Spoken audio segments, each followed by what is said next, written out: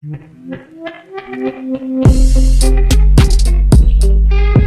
Kling brothers bring the Ghost Lab to the place where rock was born. Shreveport Municipal Auditorium, baby. Oh.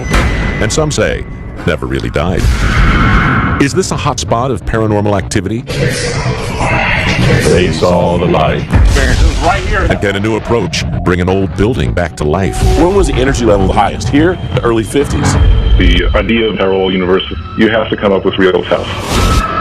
And later, the Myrtles Plantation is known as the most haunted home in America. It's saying something, dude.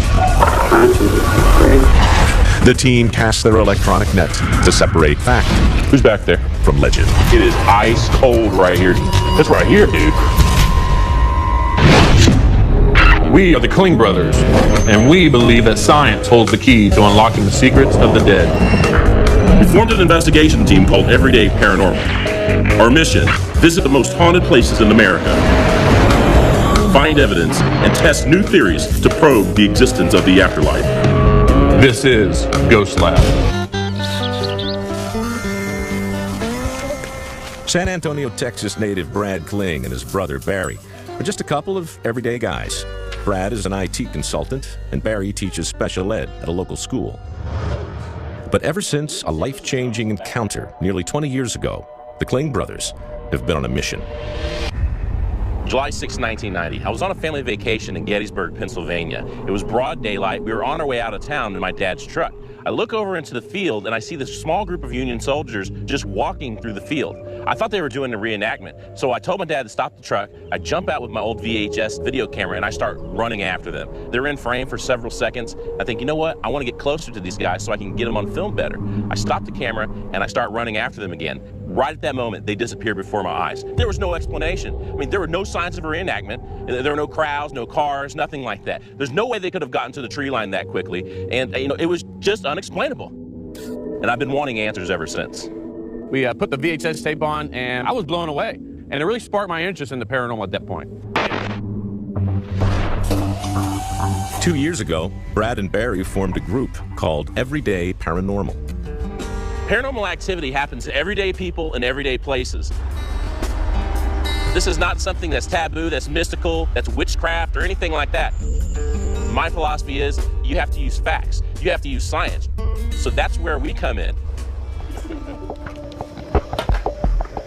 Hey, Brad.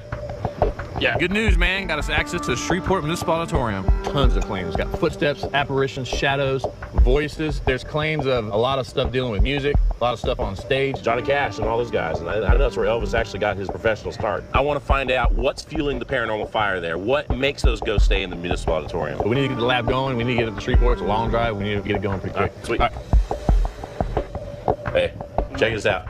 We're going to Shreveport, Louisiana. I need you two guys to be in charge of tech for this investigation. The EMS, we're going to try to catch all the stuff that's happening up there. All right. Katie, make sure that you have your cameras, make sure you have your batteries all set up. Okay. Shreveport, Louisiana, lies a brooding monument to the city's storied past, the Shreveport Municipal Auditorium. Though its doors are still open, it's been years since the venue's glory days, when it hosted the Louisiana Hayride radio show, introducing the world to Johnny Cash, Hank Williams, and the king himself, Elvis Presley. But some say the spirits from the venue's glory days still roam these halls. First thing we want to do is meet with Teresa. She's kind of the unofficial historian of the Shreveport Municipal Auditorium. We want to see if she has blueprints. We want to get claims of activity from her. Just meet with her and see what's going on here. One thing I really wanted to ask you was, it's all true about Elvis, about he got a start here, Yes, he the did. whole nine. Elvis got his start here. It was 1954. And in fact, in one of the rooms you'll probably see later in the Elvis Presley dressing room, there's actually a copy of the contract he signed with the Louisiana Hayride.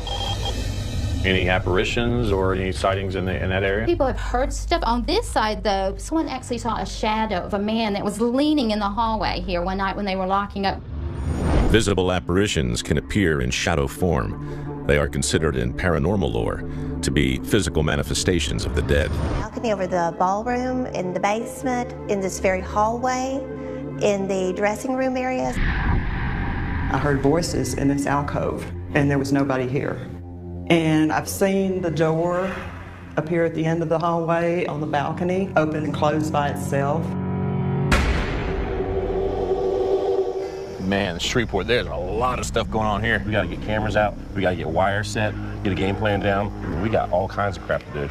Well, let's get it done. We actually have the blueprints, and we're gonna kind of show you where we're going to be investigating some of the activity and some camera placement, some audio placement. Paranormal investigators believe that spirits manifest as energy, which can take the following forms: visible apparitions, spikes in electromagnetic fields, or EMF, drastic changes in temperature, noises, and sometimes as electronic voice phenomena, or EVP, which are audio recordings of voices that are generally below the threshold of human hearing. These are the types of evidence the team is looking to collect. Main stage area. So what we're gonna do, we have some activity on the stage. We want to open up that curtain. We want to put an infrared camera here. There's a door up here on the balcony. It supposedly moves by itself. It's been witnessed by several people at the same time. We want to do audio work in the Elvis Presley dressing room. There's a lot of audio there, so that's what we want to try to capture. Out in the hallway, that little box right there is a fire hose. They actually saw an apparition, a shadow, leaning up against that wall right there. That's the areas we're going to hit. Let's go ahead and run all of our cameras there, get our audio going, and we're going to get this thing going. Meanwhile, Steve Harris and Hector will try to gather EVPs, or electronic voice phenomena, in Elvis's dressing room. EVP session number 1 for Steve Harris, Hector, in Elvis's dressing room. And we are going to see if we can communicate with him or somebody else by asking some questions. Brad and Barry move on to the ballroom, where the balcony door, allegedly, opens and closes. This is where the door on the upstairs balcony moves by itself. We're going to conduct some EVP sessions in here and see if we can stir something up. To conduct an EVP session means that audio recorders are running and doing several different things to call out whatever entity might be there to try to get disembodied voices on tape. EVP session, upstairs ballroom. Now, if you're up here, I shouldn't have to be asking you questions.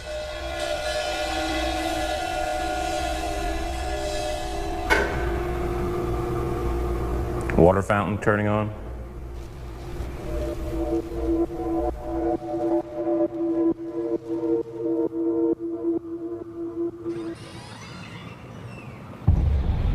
Did you hear that? Huh? Who's up here?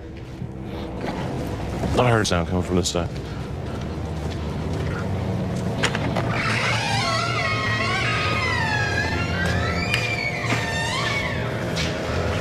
Hello? Someone in here? Can you go up there to that door? Well, don't open the door, just watch it. It's open. You're kidding. The door is open, dude. No. Was it open earlier? No, it wasn't. We're facing the other way. I'm standing up here. Anybody up here? You just open the door? Door's open.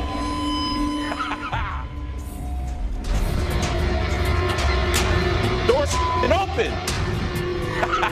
I'm standing on the upstairs balcony, and we heard a knocking sound. Wasn't sure what it was. We kind of went to this little hallway that leads up to the balcony, and lo and behold, this door is open.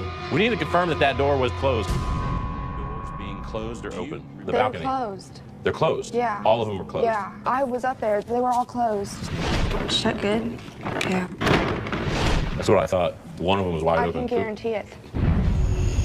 Well, we didn't capture the door opening, but we do know this. The door was for sure closed. We know that there were no drafts, no wind, anything like that that would cause the door to open. So what we're gonna do now is we're gonna take the EMF data loggers just to see if anything strange happened on those during that time.